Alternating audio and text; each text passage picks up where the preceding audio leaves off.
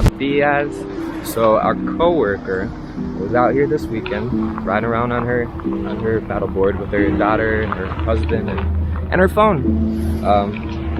And so when her daughter and her phone fell in the water, she could only grab one of them. I wonder which one she saved. Anyway, we're gonna go out here, go look around. I've never dove in the lagoon. It's not a popular place to dive.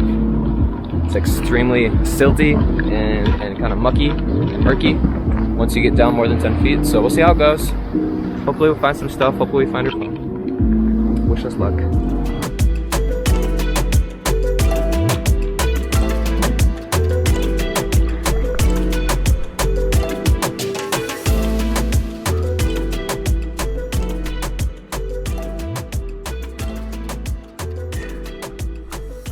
So we have the approximate location of the phone where it fell in using Find My iPhone. And according to that, if you count these little lights on the bridge, it's 9 lights in. 1, 2, 3, 4, 5, 6, 7, 8, 9. Right around that area, lining up with this other side. So we gotta go a little further and we'll start the search there.